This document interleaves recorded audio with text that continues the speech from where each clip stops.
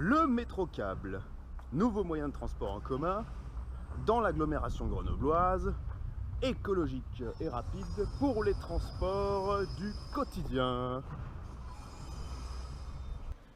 Waouh, ça sort pour quand? À quel endroit? En 2025, il s'agira d'un télécabine qui reliera Fontaine-la-Poya à Saint-Martin-Vinoux, hôtel de ville, soit 3,7 km de télécabine et 4 stations au total. D'accord.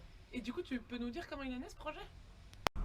Historiquement, c'est en 2012 que les élus de la métro ont voté le lancement du projet de transport par câble entre Fontaine et Lens-en-Vercors.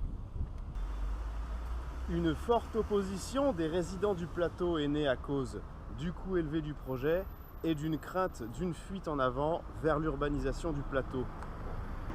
En 2014, la métro met fin à ce projet et lance les études pour le câble entre Fontaine et Saint-Martin-Vinoux, en avançant l'argument d'une zone de l'agglomération fortement congestionnée avec des projets immobiliers amenés à se développer. En même temps, j'imagine que ça doit faire gagner vachement de temps de traverser le Drac et l'autoroute d'un coup avec un télécabine.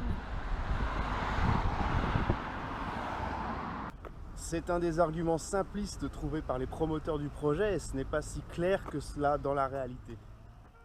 Comme les porteurs du projet le défendent, l'axe est-ouest entre Saint-Martin-le-Vinoux et Fontaine est barré physiquement par 5 axes nord-sud, l'A480, le Drac, l'Isère, la N481 et la voie ferrée. Cela représente des obstacles à contourner en voiture ou à vélo. Malgré ça, le temps de trajet sans bouchon est de 12 minutes en voiture et 17 minutes à vélo, alors que le temps de trajet annoncé lorsque le métrocable tourne à vitesse max est de 13 minutes et 30 secondes entre les deux terminus. Il n'y a donc pas de gain de temps significatif entre la voiture ou le vélo et le métrocable. Et côté de transport en commun, c'est pas idiot de construire un transport en commun dans cette zone, y a pas grand chose, non? Les lignes de bus ne manquent pas pour traverser la presqu'île dans le sens est-ouest. La ligne de bus C6 arrivant de Fontaine passe toutes les 10 minutes aux heures de pointe, connectée à la 22 qui passe toutes les 15 minutes, montant ensuite jusqu'à Saint-Égrève, la 54 reliant Sassenage à la presqu'île, la T64 reliant aussi Sassenage à la presqu'île. Ce qui manque à ce réseau de transport, c'est potentiellement des fréquences de passage plus élevées entre Sassenage et la presqu'île.